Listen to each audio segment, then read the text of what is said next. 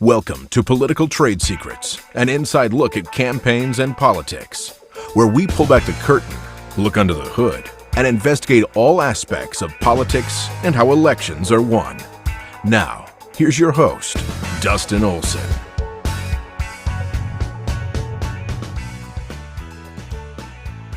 And welcome to Political Trade Secrets. I'm your host, Dustin Olson. We have a great show in store for you today. We're going to be asking the question, do press releases even matter? And the answer is yes, but. And we're going to be having a special guest, Brian DeRoy, formerly of TV News, and as well as a former, now reformed journalist, is going to be joining us to tell us his thoughts on that as well. And Sean and I will share our thoughts as well. So if you're joining us from across the internet, we really do appreciate you joining us here today.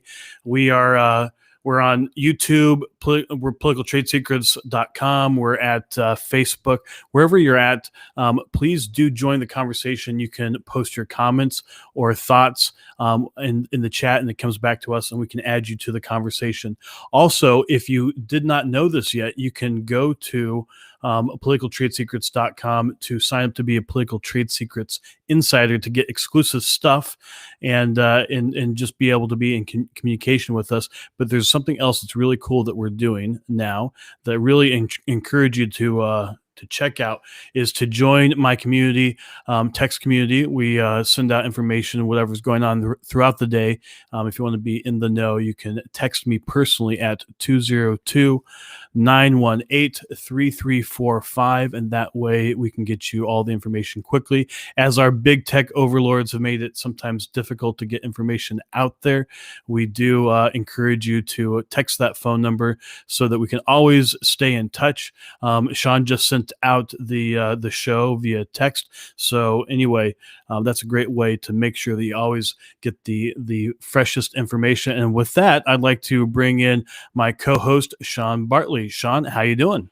Doing well. Good morning to you. Good morning to everybody out there. Glad to be with you this morning. It's going to be a great conversation today. And I'm looking forward to talking to Brian and asking this question. And if you want to tell people a little bit about Brian and what they should know about him. Absolutely. Well, Brian spent a career in journalism and television as a TV host and anchor, and then has moved into working in politics on political campaigns, and now works with companies and nonprofits to get their word out to the press. And really, what he's going to bring to the table today, and what we're looking forward in this conversation, is to talk about what we've talked about him before with him, what the press is looking for, and then also how to deal with the press. And so,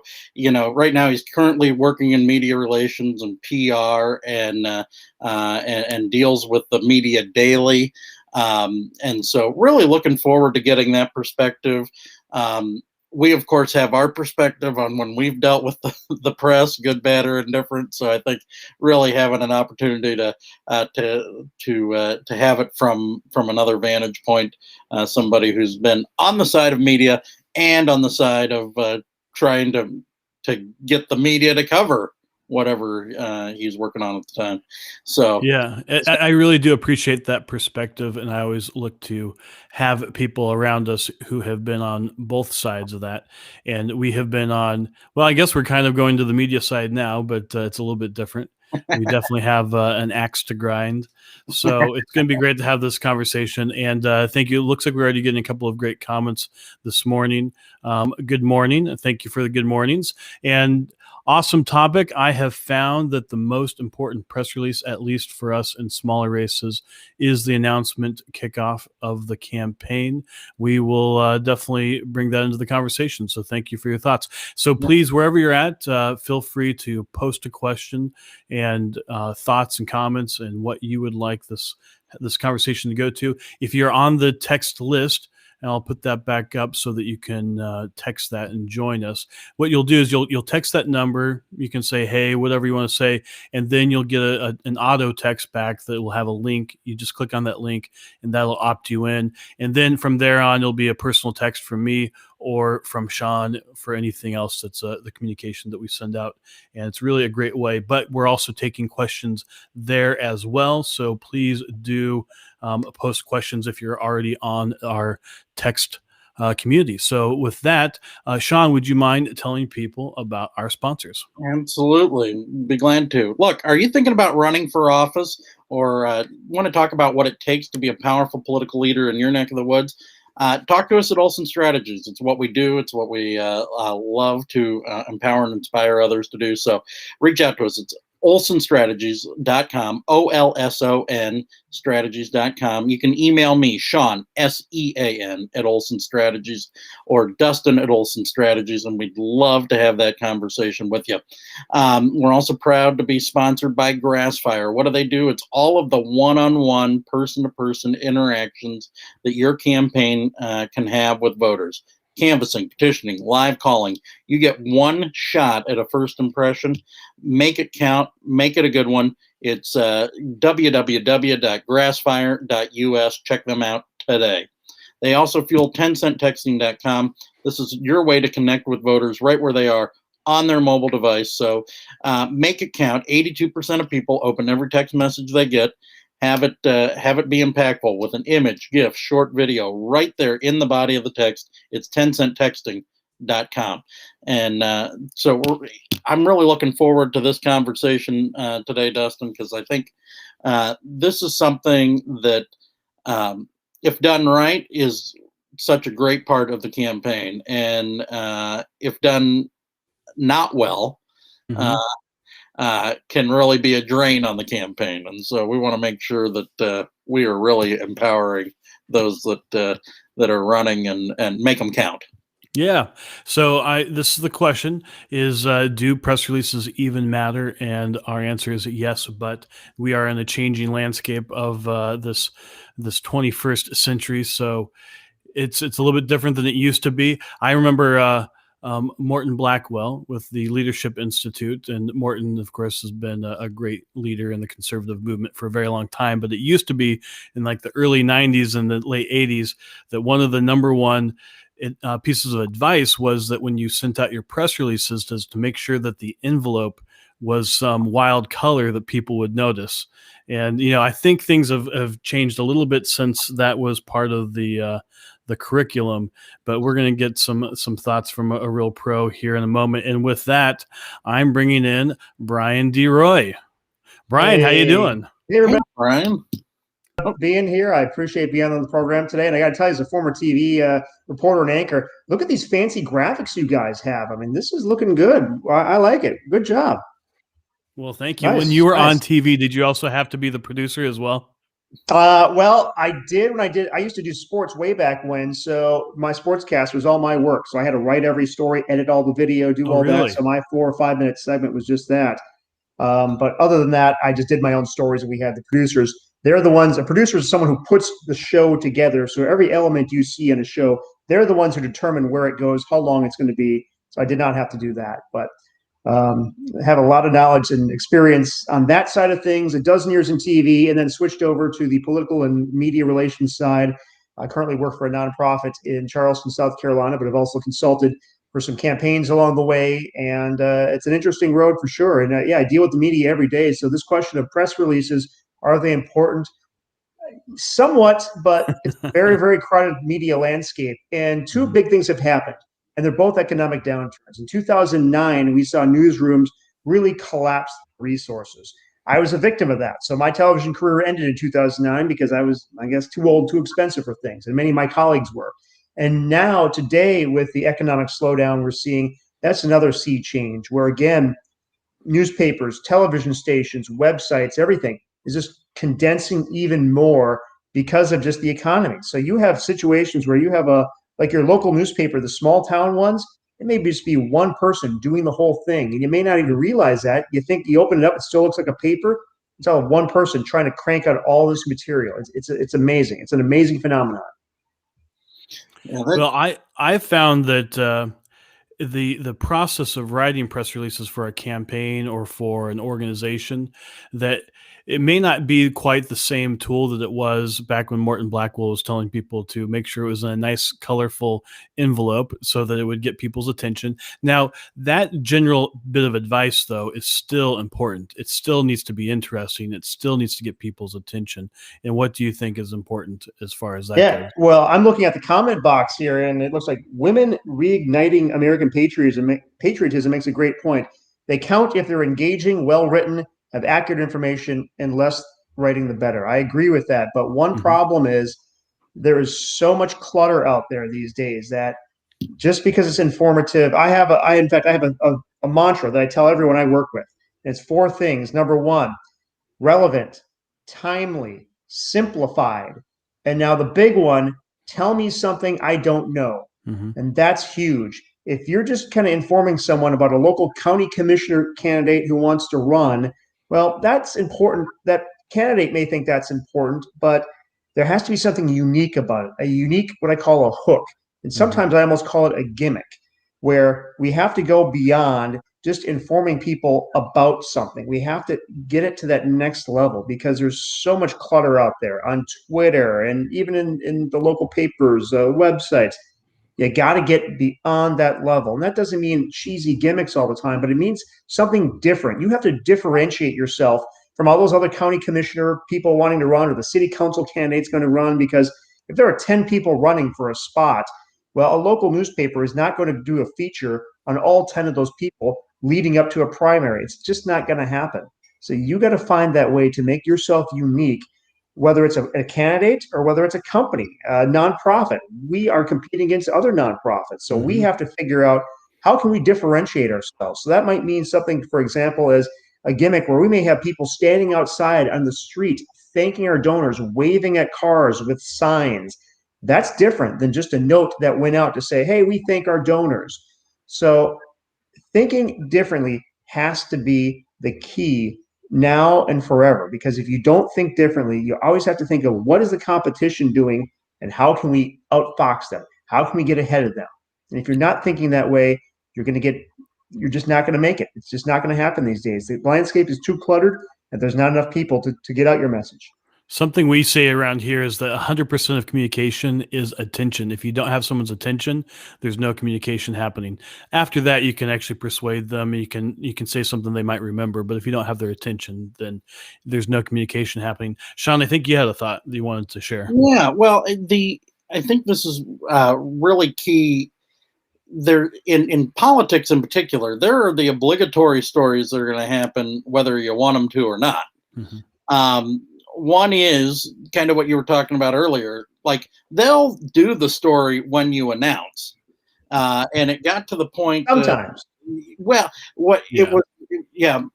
it is generally, that's something that they're almost always going to at least put a blurb in or something. The question is, have you made it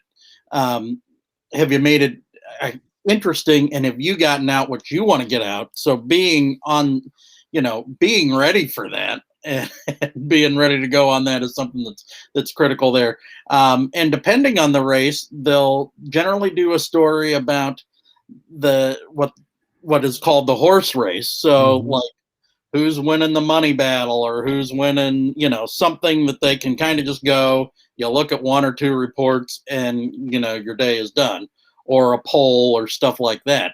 They'll do stories on that stuff. Now, it's how do you get stories on the other things? Like, do you want, you're trying to draw light to your, what we've talked about as the Olson strategy sweet spot here, your strengths, their weaknesses, and what the voters care about. You've also got another dynamic when it comes to actually getting press on that. Like, if you're trying it with earned media, it also has to be something that the press cares about enough to write about or to give ink to. Got to be timely and relevant. The 2 ones. Yes. Yes. Yep. And so really looking for that, but in a way that it's not like, okay, you're spending way too much time. So, I think you talked about it, quickly making these things happen. So it's not taking too much of your time to try to get this one story. So it really is a balancing act, and it's why we say yes, but, or at least It's a cost benefit in a way. How much, if you're gonna do this, how much time are you gonna spend on it if it's gonna go into a black hole, or are you gonna give it a lot of pizzazz like you're talking about? We'll say more about that. Yeah, but sometimes, and pizzazz doesn't mean in a press release. We have a comment here too about a nice graphic can be a great attention grabber. I obviously agree with that. We have a comment about certainly that the kickoff is the most important thing. So again, use what you've got though. Think about what can we do to really position your product. Can we have the person, instead of the boring thing of standing at a podium with a flag? I mean, everyone does that, right? We're tired of that. Well, there was a presidential candidate who decided, well, you know what? I'm going to go down an escalator. I'll have my wife right next to me. She'll look nice, and we're just going to go down this escalator, this grand entrance, right? And what do we? And that's like the biggest thing we think of when we think of Trump's campaign announcement. It wasn't him standing at the podium. Yeah, he had some pretty pointed comments while I was at the podium, and that made headlines. But the biggest thing you always remember is that going down the escalator thing. So think about how you can replicate that as your company, whether you're a company, whether you're a candidate. Well, what do I have in my toolbox that I can use? You know what? I've worked in construction for 20 years, and now I'm going to help rebuild our economy. Well, you know what? I'm going to be out in my garage with this project here, and I'm going to show you what I've done on my house. And now I'm going to show you that what I've done on my house, I can do in this city. Think of things that the other people aren't doing. Think of things that are going to make you unique. Like our Take Joe to Work campaign that three of us worked on. Yes. Yeah.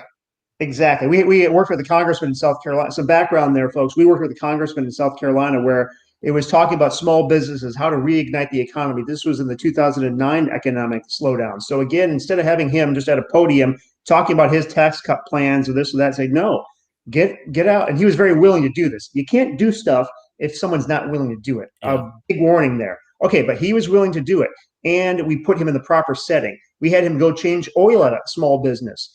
And he's not there in his suit and tie, because guess what? Who wears a suit and tie when you're changing an oil? So we had a kind of a work shirt done for him with his name on it. You know, the name when you have the circle with the kind of handwritten name. We had that done for him. And yeah, it looked kind of silly in a way, but you know what? It was eye-catching. It was noticeable. And that name with the circle on it became kind of a campaign logo we used as well. It was instantly recognizable. And it was much more unique. And we got media attention because of that. Versus if we would have had a press conference at our campaign office with him talking about something, how much media attention would we have gotten? Probably that. And you also need to have in your organization someone willing to say that. Because I think sometimes in politics, or even in companies, same problem. Too many yes men and women around. They're not willing to say, to tell a campaign manager or consultant, you know, yeah, that idea of having the candidate stand and talk about this issue is good, but it's not going to get us any media attention. You have to have someone who's going to be honest to tell you that and then say, it's not going to get attention, but here's what we can do to move it to that next level so we can get the attention. Now, I think about that campaign specifically when we did have, because we had some press conferences at the office. However, they always had a visual action-oriented component. For instance, we had one that was the hometown cookout. Yes. There's another one that we had that was specifically having the pledge.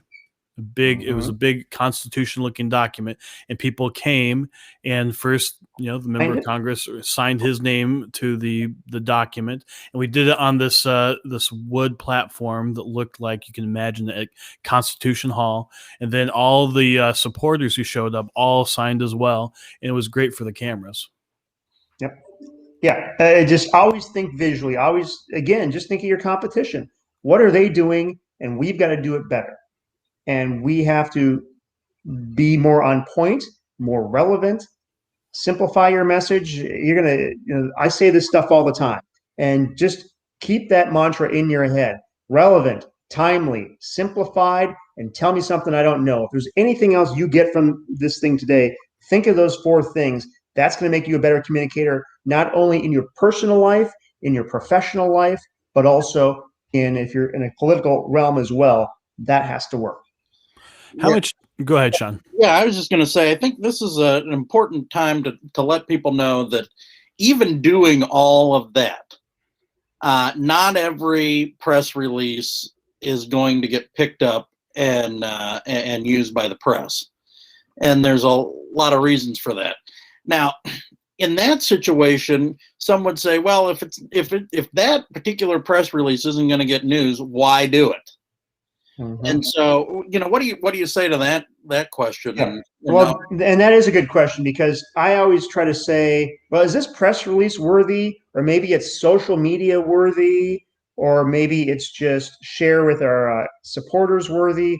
You have different levels, but within that, you can say, yeah, it's press release worthy, but you can't just do that and nothing else. It has to be an all the above approach. Mm-hmm. So a press release needs to then be married to a possible email to supporters, possible social media push, a grassroots push, where again, you can have some of your grassroots supporters send out that release to people, have a call for action in it, have a note where you say, here's this release with these perhaps 3 relevant points.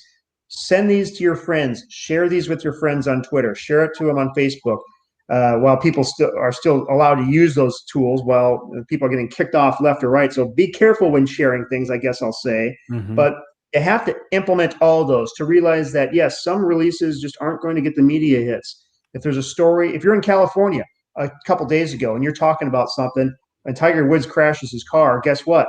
Your press release on whatever topic in that perhaps small town is blown off the paper, because now all of a sudden that local group is now handling, oh, Tiger Woods just crashed in our backyard, we're doing that.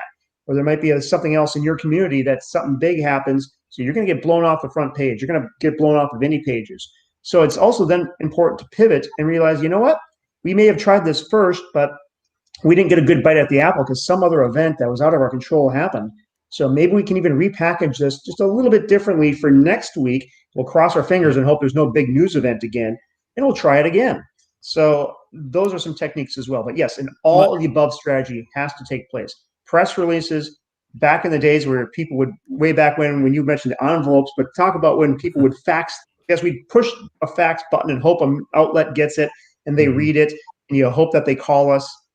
Doesn't work that way anymore. So you have to constantly think of how we can engage everyone into getting out the message, because just one release is not going to do it.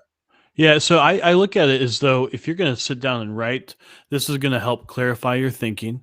So anything you write is going to be repurposed, just like you said. You should have the intention of having it be a part of everything. And this goes to even a press conference. You cannot be guaranteed that if you throw a press conference of any kind, even if it's the most interesting thing that could ever happen, you cannot guarantee that other people are going to show up to it. So being able to this is actually one of the reasons why we've worked with you in the past, is that because of your TV background, we know that when we're working with you, we could have a component of it where we're actually getting video, that we could actually be our own television producer and being able to get it out to at least our own media. That's a great point, Dustin. That's something that I do quite often now in my regular job, is understanding, because these newsrooms are so bare bones, you have to do it for them. So you essentially have to write a news type story and send it to your print or web publications. And on the TV side of things, sometimes it helps to get a nice professional soundbite or some video. If you're doing a visual event, shoot the video yourself. Now make sure it's professionally done. The television station is not going to air stuff. If you're shooting something on your phone, the phone's wobbling around and this or that, not going to work. It has to be done to proper standards. So that's very important. But again, remember, we're our own newsrooms now, because these news outlets don't have the people. In fact, someone just mentioned a comment here. Pat Melton mentioned on the text board about pick a few reporters, befriend them, take them to lunch, and then try to get the hit. I somewhat agree with that, but again, content is king. I have had friends in numerous media markets who I've worked with, and it doesn't matter how great they know me or how great they respect me. I got to deliver. And deliver means the content. Deliver means timely, relevant, simplified. And is it something they don't know? I can have my best friends working at a paper or a TV station, but you still have to meet that bar. Now, that the point, though, is I agree. Gain respect of reporters, have a rapport with them, be professional with them, and again, don't be a jerk to them. And the internet, we'd say another word, but I'm not going to use it right here. But no one wants to work with a jerk. And if you are a jerk to reporters even once, guess what? You're toast, because then you're on their bad list, and not going to happen. So be professional with them, have a rapport with them, but remember, content ultimately every day is king. And the timing of that report. You want to do a press conference at 4 o'clock? I'll tell you right now, no one's covering the darn thing. Mhm. Understand when the media are around, understand good days to do things, understand bad things to do things. Look at calendars. Even more so, sometimes if you have a contact with a local news station or even a blogger or whoever, call them up and ask them, hey, next Tuesday, we're thinking of doing something. Is there anything going on that day? Anything big that you guys have? Then you know that outlet might tell you, oh yeah, XYZ group is doing this, and then we got this going on. And then you've already known from that media outlet, oh, next Tuesday ain't going to work because we've already got a crowded competition. Now, sometimes they may not share that with you, but every now and then they will. Again, if you build a rapport and a respect, you're going to get that. And that sometimes can also put you over the top. Brian, you really hit on something there at the end. All of that was great, but where the befriending of the reporters comes about is really, look ahead. Like, hey, does this make sense for timing issues? It also, one area I can see this really making a difference is getting what their end goal is. So you talked about content being king. So I think about the citizen journalists you might be talking to, and what they're trying to do is they might just be trying to crank out as many stories whenever they can as possible. So what they want from you is knowing that you are going to actually be giving them content on a regular basis. So maybe the thing that makes the difference for them is knowing that you are going to be doing the things that we already talked about, being relevant, being interesting, and those types of things, but that you're going to be doing it in a regular enough basis that they can just know that there's going to be something coming, and maybe I get something 2 or 3 times a week or whatever, and they can just plug it in. And you're going to send, you talked about doing the work for them. You might send the video, you might send the picture, and they don't even have to go anywhere to do it. So that could be what you're providing to them, where TV, you provide a great backdrop, and they know if they can get a video, their video person out there, that they know that they're going to get a great image every time. And so, but getting what it is and really getting down to with a few of those folks, like what makes the difference for them is one of the things I can really see being beneficial out of befriending reporters, especially when we're talking that people are getting their news from so many different sources these days. And it's not like, oh, you just got to know the newspaper reporter, and they're the ones that are going to sink you. It sounds like what you're both saying is that beyond befriending the reporter is developing a reputation that they know that if you're doing something, you're going to bring the show, you're going to bring the story, that this is going to be something that's going to be worth their readers, their viewers, their audience to actually get something from this, that they know that if you're doing something, it's going to be interesting. Exactly. And that goes back to, again, relevant and timely. So I do caution, though, against sending things to whether it's blogs, websites, whoever in your network, if it doesn't meet the relevant and timely threshold. Yes, you want to keep contact with people, but you can really upset media and bloggers, whoever else, if you're sending them stuff that is not that good and is not relevant and timely. They will then tune you out because they will have just realized, oh, yes, this is this city council candidate who emails me 3 or 4 times a week, and they don't email me anything that's interesting or relevant. So think of it this way. It's not what you think is important. I always think about the audience. What do we think they think is important? That blogger, that newspaper reporter, the TV person, what's important to them?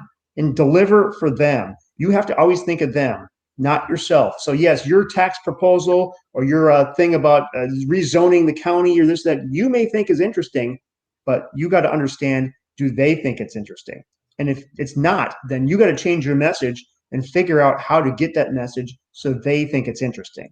And a lot of times it could be that rezoning is interesting. You just have to go the extra mile to figure out how do you make a visual backdrop, do something that's actually going to get people's attention, that's going to be worth their time. Yep. And again, the understanding with those reporters, and sometimes it's those talks of just, I'll talk to a reporter sometimes and, hey, what do you have going on the next week or so? What's interesting to you? What are some big issues you're covering? What are some things that are interest to you?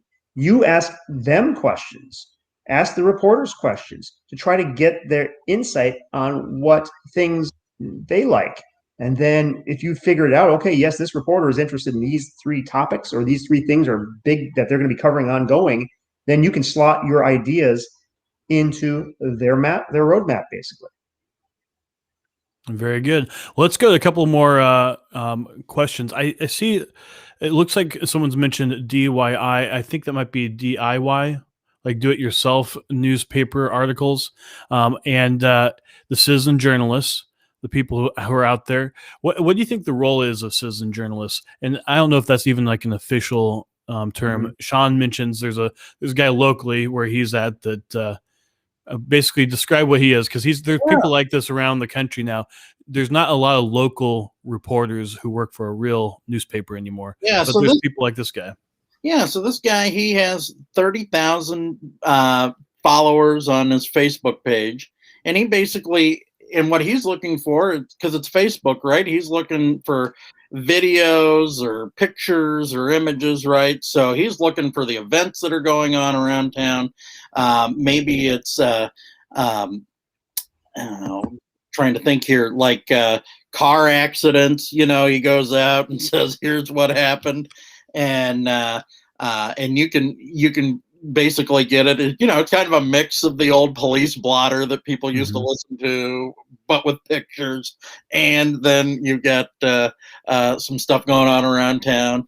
And then some people have gotten, hey, this guy is looking for content, and so they share with them, their press releases and stuff, and so they'll send some stuff over to him, and he'll and he'll work with it as much as he can. But one of the things that I've gotten in communication with him is, hey, I don't have time to be taking and cutting any of this down, so send exactly over kind of what you're looking at, and then kind of go from there.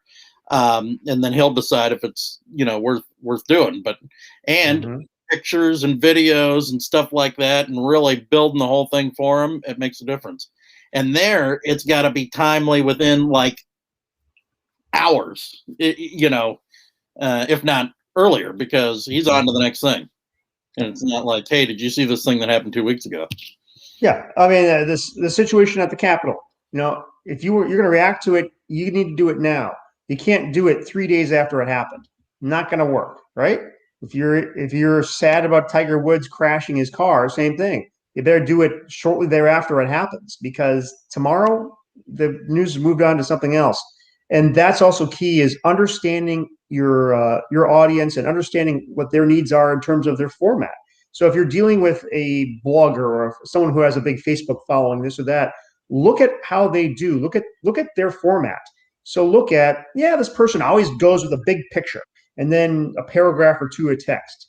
Well, if that's kind of their format, well, then don't be sending them some massive, long written narrative and then send them a lousy looking picture. No, understand your audience. In this case, if you're bloggers, if that's their style, if that's what their format is, adhere to their format. Do research on your do-it-yourself, these microsites, these blogs, these Facebook pages, whatever. Understand them first. Because if you understand the game, you understand the rules of the game, you can do much better than if you go out in the field and you don't understand that, you got to get 10 yards before you get another first down. Understand this stuff. If you have an understanding of it, then you can excel much better. So that means know the media landscape in all different fashions, whether it's bloggers, websites, traditional media, newspaper, TV, whatever. Understand your playing field. So let's say there's some big event that happens and you have a clear idea of what you want to say about it. And that's probably the most important thing. If you don't have a clear idea, maybe you don't need to be putting out a press release. So something happens, it's in the news. You have a clear idea of where you want to go with it. You may not have all the words worked out. Part of what I think writing press releases is important to do is to clarify your thoughts. Sometimes I think it's important just to get it down on paper, and maybe you're not going to send it out because once you get it down on paper, you realize you don't have anything. But what's the process? Something happens. then you are now, what are you going to do when it comes to the press release? How long is it going to take? How fast you can get out there?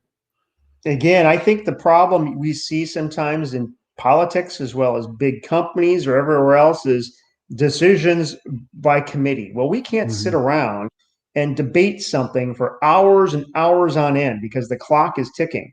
So I think, again, if you just write down the 4 things I always tell you: relevant, timely, simplify it, and tell me something I don't know. So ask yourself those 4 questions and put those bullet points down. And then with each of those, come up with a sentence or 2. Is this relevant? Okay. Is it timely? Okay. Yes. And then what makes my comment unique about this situation? If I'm a small town mayor, or a county commissioner, school board member, whatever, what do I have to say that positions it as unique? If I'm just someone out there saying, yes, I support those folks in the Capitol, or I'm against those folks at what happened, that's not that unique. That's not telling me something I didn't know. So tell me something I did not know. That's how you have to stand out. And ask yourself that on everything. And ask you those 4 questions, come up with some answers quick, and then make a decision and get going. There's the worst thing that you can do is involve 10 or a bunch of people and stuff. No, get your 3 main players together, get them in a room and say, we're going to decide this thing within 15 or 20 minutes, or we're not doing it. If it's this complicated that we can't even figure it out amongst ourselves, then how do you think one guy who's running or gal who's running a blog can figure it out? You can't. So oftentimes what I find happens is you end up, if you're doing it fast, is you end up on a conference call. Everybody's in the same Google Doc, the 3 people, and you're writing the whole thing quickly, and it might be done in 15 minutes and out the door. The thing that takes the longest sometimes is just getting it into MailChimp or whatever email service that you're using. Yes, it certainly does at times. So, but that's why social media has now become king, where you'll have situations where on big stuff happening, people aren't going to use those traditional constant contact or MailChimp or this or that. They've got their followers. Just get it out to them on social media. Make sure your followers then personally and get in touch with those followers and say, hey, can you help me out? I just sent this thing out. I think it's really big. Can you help me? Can you share it with some of your people? Can you do this or that? Help me out. Utilize your network as much as you can, because the media, the bloggers aren't going to do it for you a lot of times. You have to take it on yourself to essentially understand that you are now the news reporter. It's your job to get the message out. I wonder if you guys have thought about this yet in the new world in the last couple of months, whether you put it out on MailChimp or you put it out on Facebook or anywhere else, there can be a moderating process. If you're saying something, for instance, if it's related to COVID-19, MailChimp now will read your email and they'll decide whether or not it goes out. Or they might have a review process. It might take 24 hours. So you could be trying to put information out and you may not be able to get it out there quickly. I don't know that anybody has an answer to that, but if you have anything that might be a little bit surprising or a little bit different, or the algorithm decides that it might be problematic, then it doesn't get out there. Any thoughts on how to do that? I mean, I think this is the next thing that people are going to have to worry about. Well, as far as like addressing that, I don't know that I have the answer to that, except it is something that the candidates in particular need to be thinking about and watching.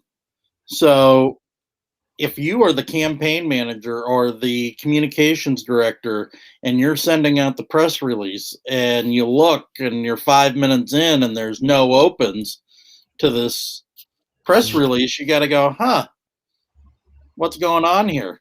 And you're going to look and then you got to say, okay, then it's time to change gears. Like, okay, we did this nice looking thing in MailChimp, but maybe we've just got to get it out to people one-on-one emails and, and be in communication with them. And when they say, oh, hey, normally you have a video with that, especially if that's something you do, or you have pictures with it. What happened? Well, then maybe the story is, well, MailChimp thought that you shouldn't be able to read this. Yeah. This And is now this is you a gotta real deal. Scott Gessler, who's running for the party chair in Colorado, there's I don't know how many people vote in that. It's hundreds, and he sent out an email through Mailchimp. Mailchimp censored his email Hmm. because he mentioned the pandemic. I think is the only thing that was mentioned. It wasn't anything controversial, but he wasn't able to get his message out. So this is a real thing that campaigns and candidates are going to have to start thinking about, which makes me think of 10centtexting.com, which Yeah. if you have a list of a bunch of reporters or folks that you have that you'd like to get a message out to them very quickly and at a reasonable cost, you could use 10centtexting.com to do that quickly. Of course, that means you have to be relevant, timely, and simplified in your message. Make sure that it also adds that something that people didn't know, and do it in 300 characters or less. Yeah. And it really is a great way to take what maybe you've already tweeted out so that you're getting out something quickly. Maybe it's a statement on something or whatever. If you've tweeted that, it is the way to make sure that you're getting it into the hands of people. And if you are the press person, you can say, hey, look, sometimes we are going to let you know by text message, and we want to be in direct communication with you. You're going to have more access to this campaign than any campaign out there if you want. So it can even be something that differentiates you, even in saying, hey, every once in a while when it's important, we're going to ping you this way. Yeah. And that's a big thing I always try to preach is be responsive to the media. Mm-hmm. You may not, they may ask you they may text you or email a few specific questions on whatever topic. You don't have the specific answers right now. Well, don't ignore their email for a few hours. Don't do that. Acknowledge their email. Say, hey, we need to look up that tax question you had. I don't have numbers in front of me right now. We'll take a look at it, this or that. When do you need this information by? Again, you may not like the media. You may not respect them a lot of times, depending on what side of the aisle you're on. But you know what? If you make them your enemy, you're sunk. I think the 45th president probably learned that the hard way. So as much as you don't like the truth them is they were his enemy to begin with. He didn't have well, to yes or no, but as time went on, it certainly got worse. One could argue. So even in no matter what size market you're in, no matter what office you're in, you upset the media, you got problems on your hands. So be responsive to them, respect them. Again, even sometimes you may not want to, but you got to do that. And again, in all the above approach, I think of it this way: is my parents who are in their lower 80s. Dad goes out every day. He picks up a newspaper. He drives somewhere to buy a newspaper. And he'll sit in his couch and read the newspaper. And then mom and dad will watch the local news over the air. But they don't have cable, so they're not watching Fox News or CNN or whatever you choose from. They're not watching OAN. They don't have the internet, so you know what? They can't blog. So yeah, those local papers and stuff might work for them. Now you have folks who are on the opposite side who are very engaged, who maybe never pick up a paper ever. They don't like their local papers. They're never going to read it. But then they have a couple of other sources, some blogs that they use. So remember, it's an all of the above approach because different people get their information in different ways. And that's how it has to work to really reach as many people as you can. Some people read their constant contact emails. Some people just delete them every time they get them. So think of every approach you can use. Yeah, we talk about that on campaigns a lot, using every arrow in the quiver to get the word out, to communicate with people, whatever it is. So really being able to maximize that. And it's one of the reasons we say that press releases matter. I also... That's why we have a question mark there, right? There it is. That's why there's a question mark there. Very important because that is a big question. And over there where it says yes, but is also very important because, again, that's why all the above has to happen in this media environment these days. And it's going to get even bigger in terms of what your quiver is, because the media is only going to contract even more from here. It's just the nature of the beast with small town newspapers dying out, with everything, the citizen journalism, bloggers. You're going to see more and more of that stuff because people can just do stuff on the comfort of their couch and they can create a website, boom, just like that. And they can gain influencers very quickly. Yeah, I think it's really important that people, well, partly what we're trying to model here is that if you're a political leader, you need to be able to be your own broadcaster. You need to be able to do what you said. Content is king. You have to be able to create more and more content. Do it quickly. You can't have it be something that takes forever to think through. Just be out there and do lots of different channels. It sounds like when you're talking about media, you're not just talking about writing. You're talking about video. You're talking about audio. You're talking about every single different kind of media. Exactly. Think of again, go back to your audience. Think of your audience. Think of all those different people you're trying to connect, and think of, okay, mom and dad who just read the paper and watch local news. All right. And then think of the people who don't. Think of people who just do Twitter, just do Facebook, just do whatever. Have a list. Make a list of all that stuff, of all your possible different channels, and understand that, and then figure out ways to even grow it. Figure out ways to share that. So then it's not just a list of your big channels. Branch off. How can we get people to share that information?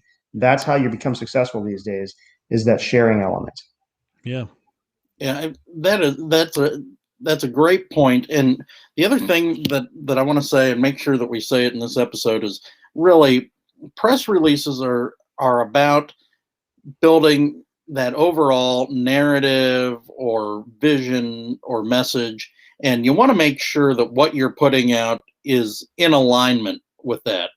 So sometimes, we talked about it on yesterday's episode, for those that were listening. We talked about mission creep, and message creep from other campaigns and whatnot. And so you end up, when that's happening, you could also end up in this situation where you're putting out stuff that is all over the place. And you kind of look at the end of this and you go, whoa, what all were we doing in this race or whatever? When you kind of look back on it, it's not that people are going to necessarily go and look at the chronology of your press releases. I'm not suggesting that, but when you are communicating a similar vision each time, and a consistent message, that is what's getting through. And in earned media, you want to be able to communicate those two or three things, so that no matter what story someone tunes in to see you, either in the interview or you at the press conference, or reading that story that you put out, that they're getting the gist of your campaign every time, even if it's about something completely different. And I will also caution, don't be going crazy on press releases. So when we talk about an all of the above approach, remember, I have a rule. I try not to do at least one press release a week, no matter what, whether I'm working with a political candidate, whether I'm working with a company, a nonprofit, no matter what. If you start watering down your message with too much in one particular medium, then it's also going to hurt. So that, again, goes back to the timeliness and relevance. It needs to be topical, and don't get yourself trapped into, I need to send a press release today because we didn't do one for a few days. Well, it better be important, because don't waste the media's time. That's a very important thing as well, because you waste your time, then you've lost your relevance. Well, what you're getting at is that don't just do something to do it. Bring the show, bring the story, bring the creativity. I really think, for Republicans in particular across the country, bringing a little bit extra creativity to what you're doing, making it a little bit more interesting, but thinking outside the box, going a little bit, going the extra mile, taking a little bit more time to think about how you can do this, as opposed to just the reflexive press release each time that's boring and just words on paper that nobody really is going to read. Yeah. And they may not read it. You may just have to make a phone call afterwards to get them to read it, right? Content is king, yeah. And look at the governor of Florida, for example. He's gotten a lot of headlines lately, and it's a little bit because of his style. He's a pretty direct guy, but also because of his content. He's had some very relevant, topical things to say on big things, and that's how his star is certainly rising on the Republican side of things because of that. Look at Andrew Cuomo. He had a star for a while ago, because his briefings, his daily briefings every day, the media was saying, look how great Cuomo is, and compared to Trump's briefings. And he was riding high on that. And all of a sudden, because of some policy mistakes and some other problems that people perhaps around him didn't talk to him about, now he's had a bit of a downfall, shall we say. So always understand your message, and always understand that you're going to always have critics. So always think about how can this be used against you. That's another thing I really want to emphasize to people is, and that's why you have strategic folks like Sean and Dustin on the team, because they'll understand, well, you may have a great idea, and yeah, the media may love that idea. But there's a ticking time bomb within that message that we got to concern ourselves about and think about, address it before it goes out. So that goes back to consider your audience and always consider, how are they going to like this? How are they not going to like it? Yeah. And your brother being a TV host isn't enough to necessarily keep you out of the crosshairs. Nope. No. If Kamala Harris is vice president and you're a potential presidential candidate, Newsom or Cuomo, you're going to go down. That's what's going to happen. Yeah. Mm-hmm. That's a great point. And I'm glad you brought up the governor of Florida. He has done a great job of also making sure that the backdrops for when he's saying these things are relevant.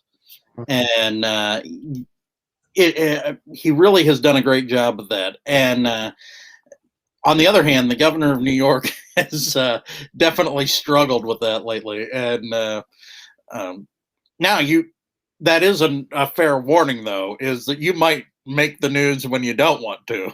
Mm-hmm. Well, and we'll be doing an episode in the future about what to do in those situations, but we don't want to help the governor of New York too much right now, so we'll be waiting a little bit to do that. Figure. Well, any last thoughts? We know he's in trouble if he's looking for your guys' help. Then you know. Yeah. Oh, ooh. Well, any last thoughts that you wanted to leave people with? Maybe in particular, I'd like your thoughts around the campaign kickoff, the announcement. This is a pet peeve that I have, is sometimes you don't have all of your stuff put together and then it gets leaked or someone figures it out and they go ahead and they write the stories before you actually ever do your official announcement. And then people think that the official announcement is going to garner any kind of attention, and it's not going to, most likely, in most races, because they've already done the story. Oh, then you have to pivot. It's like anything. You may have had a great message about COVID today, and all of a sudden some big stats came out or something else. Then you have to pivot. So in this case, if you had everything lined up and you thought you had everything great and you're going to do this big announcement right outside of the town square, and you had all these people going to show up in your big parade, this or that, all of a sudden a hurricane is going to happen that day. Well, you know what? You got to pivot, right? So in this case, that is what you always need to think of, is be quick on your feet. Be understanding that things can happen outside of your control, and then you have to change the game plan. Back when I was working in news, I may have a story that was all done at 1 o'clock. I'm like, man, this is great. This story is written. It's edited. We're going to kick back till 5 o'clock. Our live shot life is great. All of a sudden at 2:30, something happens, and you're what you thought your day was wrapped up. Now you just are starting over again. And you can't just say, oh, well, geez, I already had my story done. No, you don't. Now it's a new day. The day has just started for you at 2:30, and you got to get your stuff ready in a hurry. So always be prepared to pivot. Always be prepared. Always have a plan B, because just like Mike Tyson says, everyone has a plan until they're punched in the face. So if you end up getting that punch, then you better have your plan B and have it ready in a hurry. Mm-hmm. That's great advice.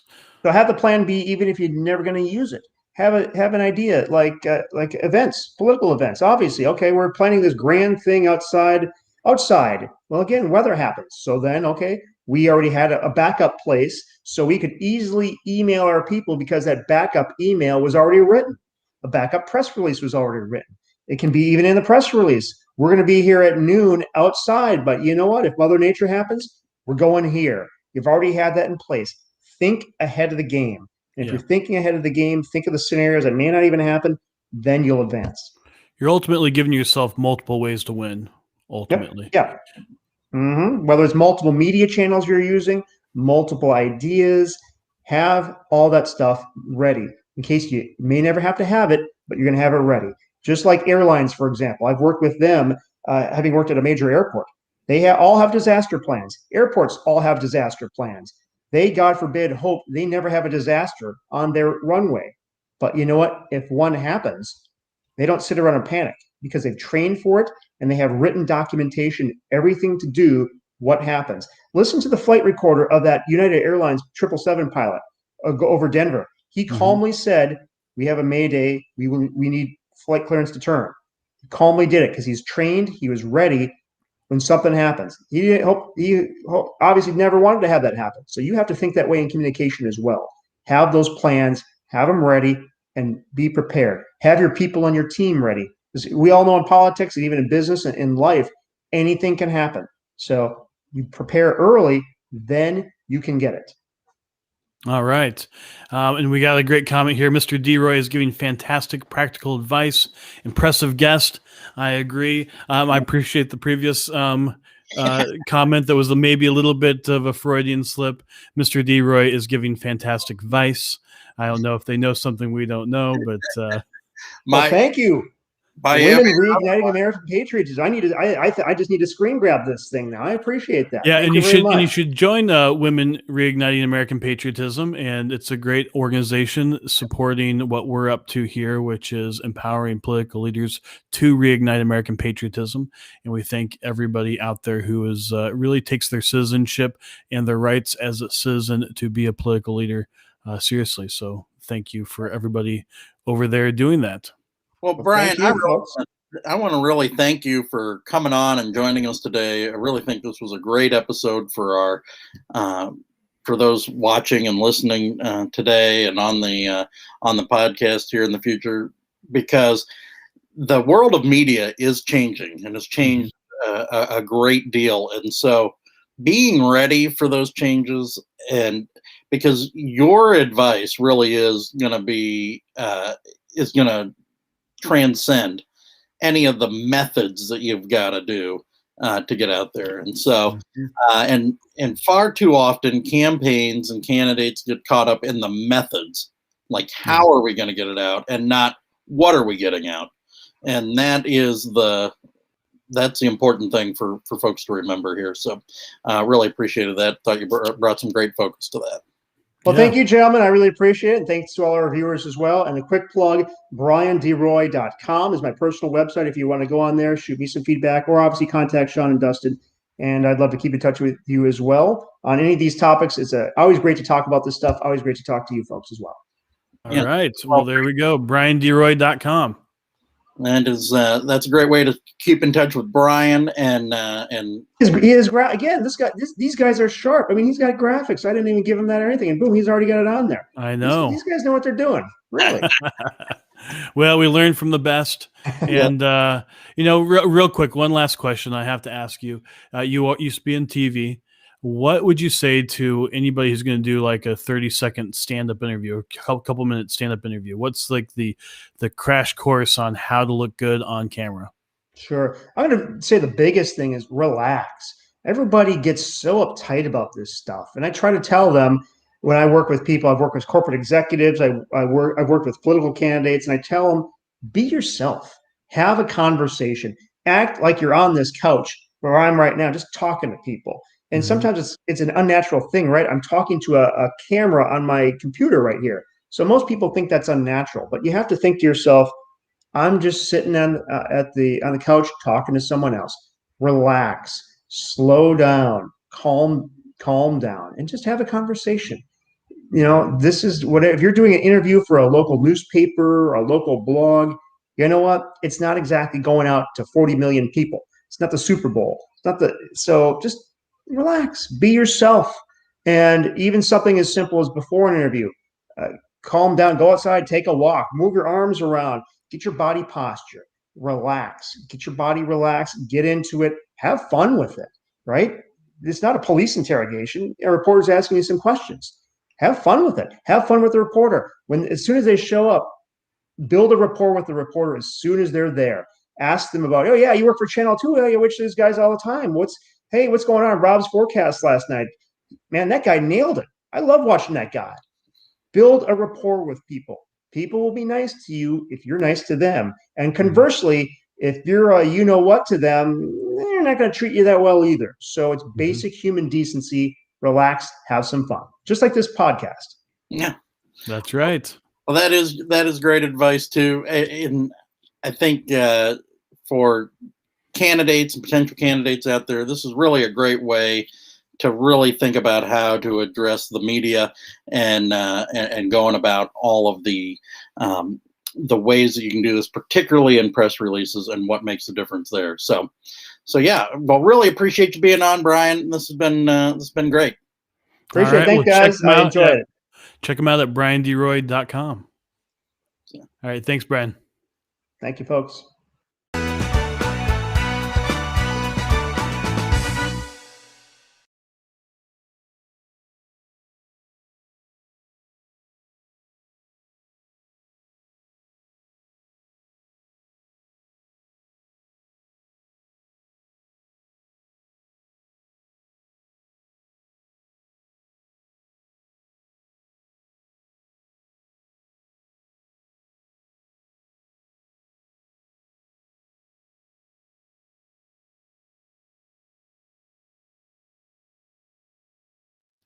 All right, there we go.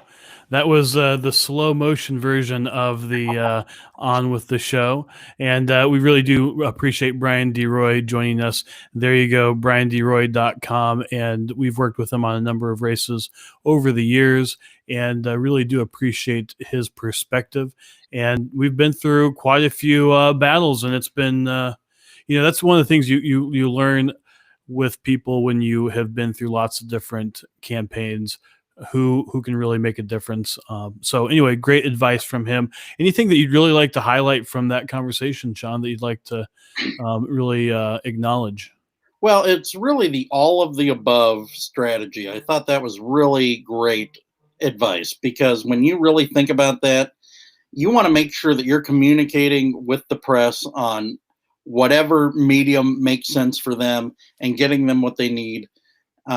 And your supporters and whoever else you really want to get the story in front of. So sometimes when you say all the above strategy, you don't mean actually a strategy that doesn't make choices. No, because we want to be really clear. We're just saying that make it a little bit more clear as to what you're saying. Maybe it makes sense to be in communication on a particular news story with a tweet, and then a short Facebook post with the video, and then maybe it's an email out to supporters and the press release that includes the elements. And it could be including the element like, here's the tweet, because some might just take the tweet, go find it and the timestamp and say, here's what it was. I think about, in particular, maybe it's maybe you're sending your well wishes to Tiger Woods. Okay. Or whatever the news of the day might be. If you're doing that, maybe all they need is the tweet and letting them know that that's there, and maybe a little broader statement for folks. So really the ability to be able to pivot or switch between channels, switch between mediums, that's a way to not get so caught up that it has to be just done in a press release and an email. Or back in the day, if we actually weren't willing to switch between mediums, then back in the day, we were doing the letter press release or the fax press release. That's not really something that's going to be effective these days. The 1993-94 healthcare bill, Hillary Care, back then, that was killed largely by your former governor. I think sent out a documents by fax machine to everybody within the House of Representatives. If you are aware of that, no longer one of my preferred politicians in the world, but anyway, that was one of the things that killed that piece of legislation back then. So tactics change over time, and so being able to move between tactics is really important, as opposed to you have a strategy. The tactics just need to undergird that strategy. And one of the things that happens in politics, and I think in particular for Republicans, we all get very caught up with the tactics. What's the new tactic? Or we need to do more digital. We need to do more of this targeting. We need to do X, Y, or Z. That's one of the things that Republicans almost always, after an election, they get all caught up with. What's the new tactic? And that's just a part of it. You want to be able to have whatever your message is, as you were talking about earlier, message be able to use whatever medium that makes sense for that specific message. And it's not a hard and fast rule. Yep, absolutely. And so I really think there was really a wealth of knowledge in this episode today, Yeah. and how we really covered the gamut. So Yeah, well, I think we should end with saying what it is that we would say about press releases. I think press releases are important to have in what you're doing, even if you're not going to end up using it. Sometimes we just go ahead and say to whoever's the press person, or someone who's in the communication shop, or ourselves. We just go ahead and we write the press release. See how quickly and how simply we can write this argument, to get our argument down on paper, to get our thoughts down on paper, and see if we actually have something. So I think it really is actually as far as clarifying your thoughts. And then once you have that, then you can take that, maybe you turn it into a tweet, maybe you turn it into a Facebook post, maybe you actually do a video off of it, but you're actually using that idea of putting down something in a few paragraphs for a press release to clarify your thoughts in your message. And doing that over and over again, I think from what Brian was saying is that every single time you get the opportunity to do this, whether you're going to be able to do it the way you intended or not, because as we say around here, you never know when Michael Jackson's going to die. that's right. And, Mark Sanford was a beneficiary of that happening. It's morbid, but he would not have stayed as governor had Michael Jackson not died within a week or so of his Appalachian Trail in Argentina excursion. So that became that was something that saved his bacon. But then we knew people who were announcing candidacies either that day or one person did the day before. And, that's just the timing. It became the only news. This has been years ago, of course, but those are the kinds of things that can just happen and have a big impact. So being able to put it down on paper and then be able to pivot and use it wherever it makes sense. And here's the great thing about message repetition. Once you write something and you really have clarified your thoughts, you can keep repeating it. Yep. Because you don't necessarily want to have it be completely different every single time. Yeah. And one thing we didn't talk about is sometimes your race is more relevant in an area than others. Mm-hmm. It tends to be executive races in particular. So president, governor, mayor. Yeah. Because it is one person that you focus on. They're considered the leader of that. And so in your local hometown or in the local area, if it's a race for mayor, that tends to be covered more than even the race for Congress. Mm-hmm. And you say, well, wait a minute, Congress, that's a pretty big deal. Yep. When I'm running for Congress, but or you're one of 435. Exactly. Where in that town there's one mayor, and so they're setting the tone for the community. So mm-hmm. It just tends to be more relevant automatically. So you know where you're at in kind of that pecking order too. Will make a difference in the initial area. So that's just one thing we didn't necessarily talk about that you can kind of see. Yeah. Well, I liked what Brian said about relevant, timely. I think simplified is the third one. And then I said surprising, but he says, tell me something I didn't know. And that really goes to what we've talked a lot about, which is adding to the conversation. If you're not really adding something to the conversation, it's not going to be noticed. It's not going to forward the conversation. When we say conversation is just whatever the national debate is, whatever is going on in your race, whatever argument you're trying to make. If you're not adding something new, then there's really no reason for people to listen. Yeah. There's 1,000 other people who said whatever you're going to say. What are you adding to it?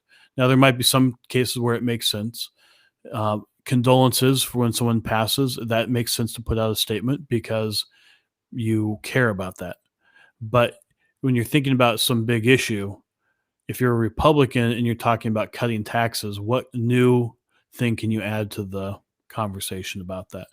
And that's something that if you have a unique thing in your biography that has you be able to talk about it from a unique perspective, maybe you're a small business owner and you have had to deal with X, Y, or Z. Maybe there's something in your personal story that you can bring into it that's new to the conversation that elevates the conversation. Ultimately, it furthers it along. Yeah. Oh, absolutely. I think that's really having that kind of view on this is it's going to be beneficial to you from the get go. And so yeah, I really just enjoyed this conversation. I figured I would, and Well, we'll have Brian back, and we really do appreciate Brian being here. You can go to brianderoy.com to check him out. And I would love to have you also go to politicaltradesecrets.com. You can see Brian's past episode that he did with us there. And you can sign up to be a Political Trade Secrets insider, get exclusive stuff from us. One thing you'll get is an email that will also help you opt in to our text community. And that way you can get direct information from us every day when we send out the episode and other things, important articles, other resources. We'll be putting that out on this. So you can text me at 202-918-3345. You'll get a text message back. There'll be a link. Click on the link. You'll opt in. And yes, it's actually our personal phone number. It's my personal phone number. And I've given Sean access to be able to send stuff from there as well, but you will be able to communicate directly with us. We get your messages back on my phone. I get those. So please do use that to communicate with us. It's a great way for us to really be connected and to make a difference, because really what we're here to do is to empower conservatives to be the most effective citizens they can be, and to also empower them to be the political leaders that their community needs and that that our country needs. So please do communicate with us there. And Sean, if you'd like to tell people about our sponsors. Absolutely. Right before that, we some folks replied back to community, to our phone number there, saying great show, great guests. So really appreciated that. So thanks guys for those responses. So are you thinking about running for office? Want to see what it takes to be the best political leader, powerful political leader in your neck of the woods? Reach out to us at olsonstrategies.com. That's OLSON strategies.com. You can schedule with either one of us that conversation. It's Sean, SEAN, at olsonstrategies.com, or Dustin at olsonstrategies.com. We'd love to have that conversation, so let's get it scheduled today. We're also proud to be sponsored by Grassfire. What do? It's all of the one-on-one, human-to-human interactions that a campaign does. Canvassing, petitioning, live calling, in front of, on your doorstep, in front of the grocery store, or over the phone. Grassfire does that communication better than anybody in the business. It's www.grassfire.us. They also fuel 10centtexting.com. Dustin mentioned it earlier. This is the way to have your unedited message go out to your voters, your constituents, and to be able to communicate information they need with an image, GIF, short video right there in the body of that text message. So don't miss your opportunity. It's 10centtexting.com. All right, Dustin. Well, this has been a great episode. Thank you to everybody for your participation. Really great thoughts from everyone here. You really do appreciate the comments, and our audience clearly has a lot of experience as well. And thank you very much for adding that to this conversation. And thank you to Brian. Thank you to you, Sean, for your insights and your expertise in this conversation. We've been through a lot of campaigns, and we've probably sent thousands of press releases at this point. And it's just a part of life. And so the answer is yes, but to the question of, do press releases really even matter? And we would love to talk to you about that anytime. Do make sure that you go to politicaltradesecrets.com, sign up, and also text us so that we can help you with that, and we can answer those questions, whatever questions you have about that. Well, thank you very much. We will see you again tomorrow here, same time, around 11 a.m. Friday. So thank you very much. This has been another episode of Political Trade Secrets.